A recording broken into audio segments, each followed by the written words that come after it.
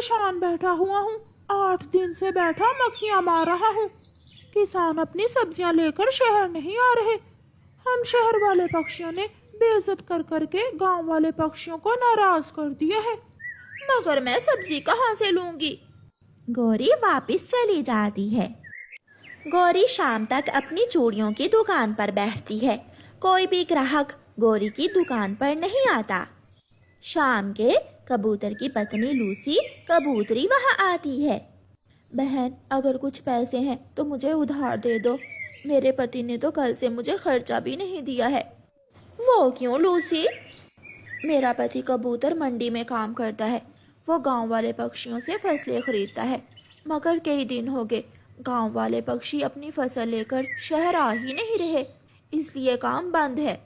ये सुनकर गौरी को अपनी बात याद आती है। उठा उठा अपना गोबर, गंदी चिड़िया, फिर दोबारा मेरी दुकान के सामने से ना गुजरना।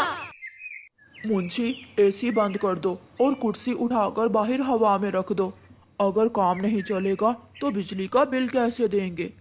कबूतर का एसी बंद हो जाता है। तोते का सब्जी का कारोबार।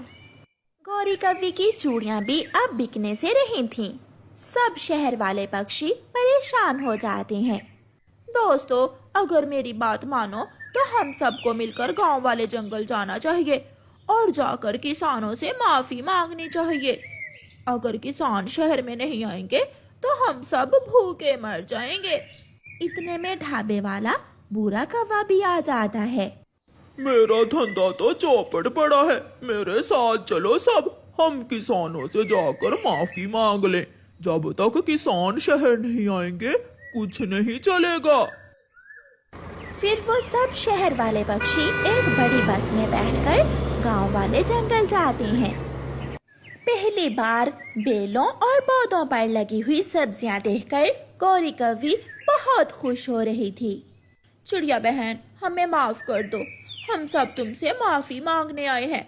अपने दूसरे किसान दोस्तों से भी कहो कि शहर में आ जाया करें, क्योंकि जब से किसानों ने शहर आना छोड़ दिया है हम सब भूख से मर रहे हैं। नहीं, मैं शहर नहीं जाऊंगी।